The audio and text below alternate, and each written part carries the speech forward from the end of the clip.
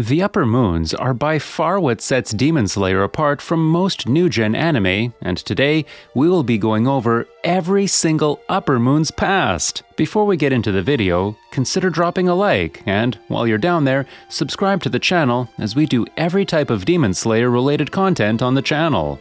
Now that the intro is out of the way, ladies and gentlemen, please sit back, relax, and enjoy. We are going to be kicking this one off with, of course, the lowest upper moon and the weakest upper moon, if you ask me, and that is none other than Kaigaku.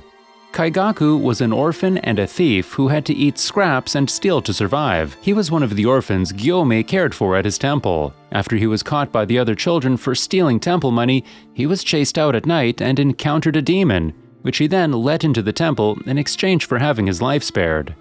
Kaigaku developed the belief that strength and survival were the only things worth respecting, and was willing to grovel and beg for his life if it was what it took to survive. Eventually, he was taken in by Jigoro along with Zenitsu, learning thunder breathing. He became determined to become Jigoro's successor and the new Thunder Hashira. Jigoro, however, insisted that both he and Zenitsu would become his successors, despite Zenitsu's weakness and timid nature.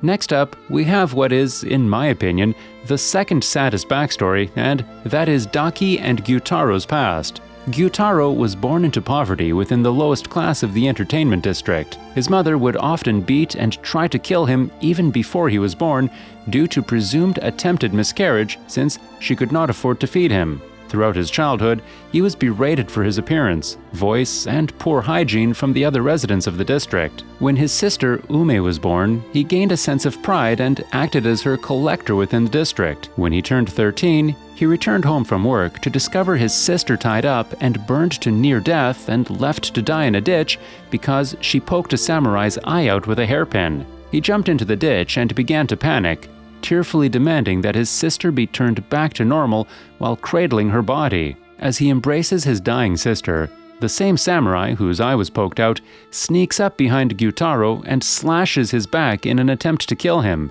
He then overheard the samurai speaking to the brothel manager, who is revealed to be the one who asked to have Gutaro killed.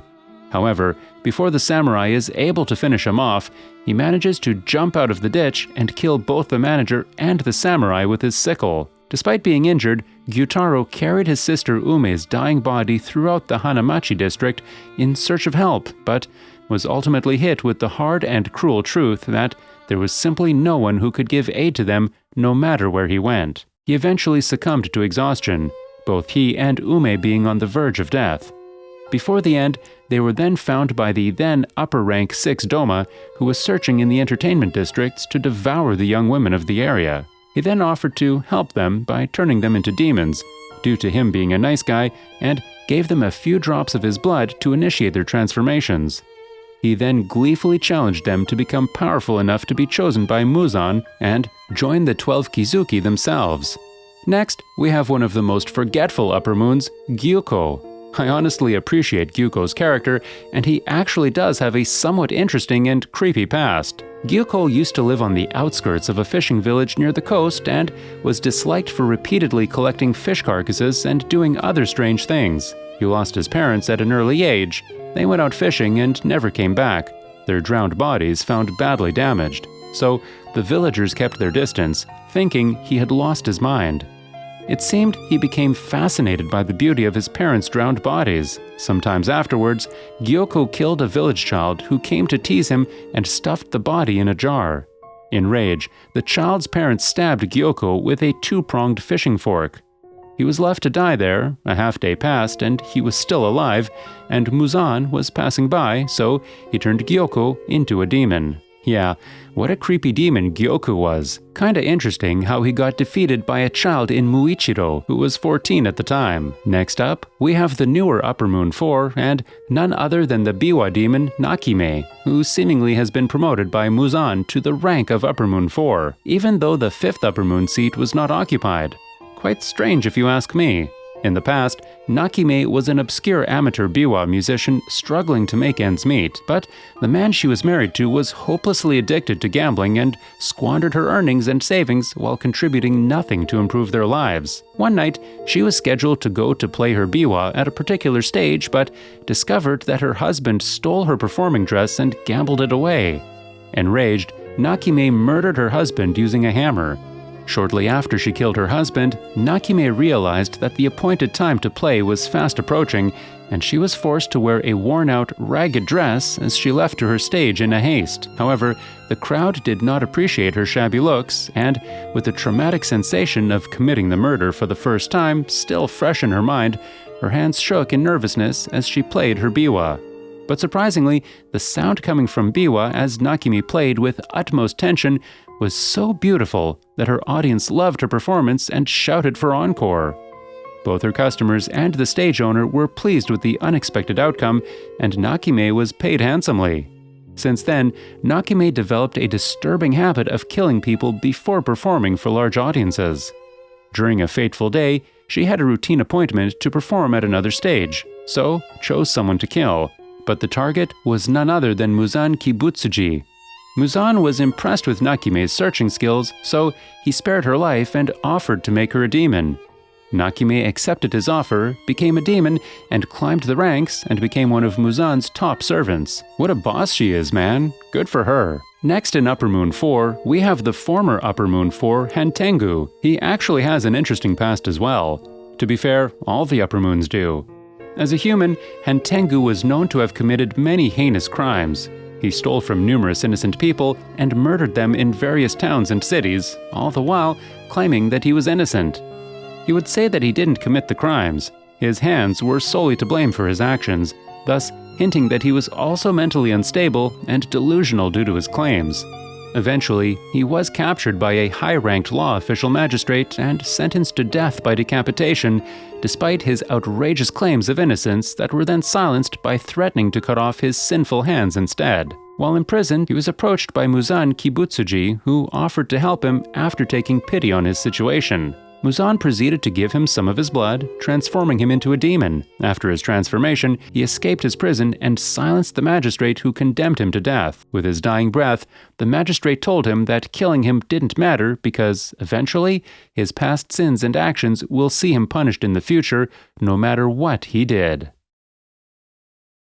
The past of Akasa is probably the saddest, in my opinion, in the entire series. Akasa's name when he was a human was Hakuchi, so that's what we'll be calling him. Hakuchi grew up in the slums, only having his father as the only family member he ever had. Hakuchi's father was very sick, and to afford medicine, the young boy would steal and often he would get caught. But whether they tattooed him or chopped his limbs off, he did not care, as long as he meant he could afford medicine for his sickly father. As a young boy, he was ready to denounce the entire world if it meant taking care of his father, his only family member. One day, his father couldn't take it anymore and would commit suicide. He did not want to be a bother for his son any longer and did not want to be treated with medicine that was bought with money that was stolen. This, of course, broke Hakuchi as it meant his only reason for living was taken away. In fact, as we go on with Akasa's backstory, we see this, right? His reason for living being taken away, pushing him and driving him into more despair until he can't take it anymore. So Hakuchi would wander around beating people up until he runs into a martial artist named Kaiso who owned the dojo, and he would immediately attack the man. Kaiso unsurprisingly dealt with him very quickly and would make him an offer to come work for him in his dojo and to take care of his sickly daughter named Kyuki. Hakuchi would take great care of his daughter since she did not have a mother and Kaiso had to work to earn money. Kyuki's mother committed suicide because of the sickness of her daughter, and this of course had an impact on Kyuki as a result. Hakuchi would grow accustomed to her sickness as it wasn't really hard for him because of him having experience with his father, and she often apologizes for being a bother. Hakuchi did not understand why the sick always apologized. I mean, it wasn't as if they could control their sickness, which personally I agree with. He would go to take a liking to the girl and treating her, and he would inspire her sometimes without even knowing. As Hakuchi trained under Master Raizo, he would become more of a disciplined person, and his life would have a purpose once again and a reason to live. Things were going very smooth, and a few years down the line, Kyuki, now in a somewhat good health, Kaizo would marry the two and offer his entire dojo to Hakuchi. The dojo was becoming very successful, and of course this made the rival dojo very jealous. One day while Hakuchi was out, the jealousy of the rival dojo would get out of hand, and the cowards they were, instead of challenging Raizo or even waiting for Hakuchi to return, would poison the well in which Raizo and Kyuki drink out of, leading to the two's death. This would send Hakuchi into complete and utter despair, and in return would end up killing every single rival dojo member, totaling 67 members. Hakuchi, yet again with no purpose or anything to live for, would end up running into Muzan. Muzan heard of a demon that was committing such gruesome acts, but was surprised and disappointed to see Hakuchi, a human, who was the one who had done all these acts. Muzan would offer him to become a demon right there and then, in which the demon we know today as Akasa would be born. Because of his beautiful rainbow-colored eyes and pure white hair, Doma was seen as a supernatural being since birth and was groomed into the religious leader of the Paradise Faith cult, a position in which he maintained to the present day. When he was still a child, his mother had a mental breakdown and stabbed his father to death for having numerous affairs with many other female cult disciples. She then committed suicide immediately afterward by poisoning herself to death. However, despite these serious and grueling events happening right in front of him, Doma only felt annoyed by the bloody mess created in the aftermath and was disgusted by the pungent smell of blood. He simply wanted to air out the room before the stench permanently stuck to the furniture. When Doma was 20, he met Muzan, who transformed him into a demon, and at some point later, Doma became upper rank 6 of the 12 Kizuki. During that time, while he was roaming around the entertainment district and feasting off the flesh of the geishas and other young maidens, he stumbled across the siblings Gutaro and Daki, who were both at death's door. Sometime later, Doma became upper rank 2, surpassing upper rank 3 Akasa, despite becoming a demon more recently than him. Kokoshibo, by far dignified and majestic, is a demon that has a very interesting backstory. And of course, it makes sense as he was the brother of the most powerful slayer to have ever lived, Yorichi. When he was human, he went by the name of Michikasu, so that is what we'll be using to describe him. Michikasu was the older twin brother of Yorichi, and at the time of their birth, having twins was considered to be a bad omen. Out of the two boys, Yorichi was born with a unique and distinct birthmark, and their father thought the kid was cursed, so he separated the two twins at a young age. Michikasu was groomed to be the next head of the family and had been given special treatments when it came to things like training, education, and food. And one day, while Michikasu was training, Yorichi would ask him if he could try his hand at swordsmanship. And by surprise, Yorichi was very competent with the sword, and even outshining the teacher of Michikasu.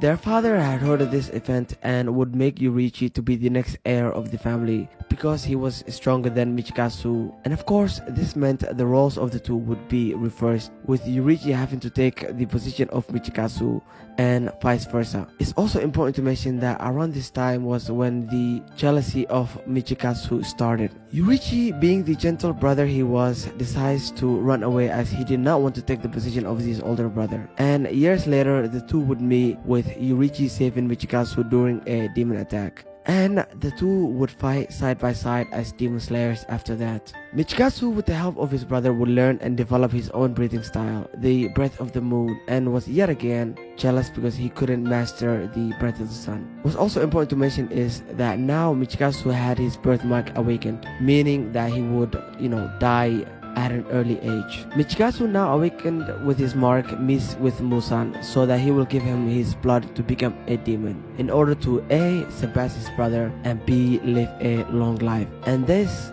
is how he became the demon we know today as Kokoshibo. This was kinda long, and I hope you guys enjoyed.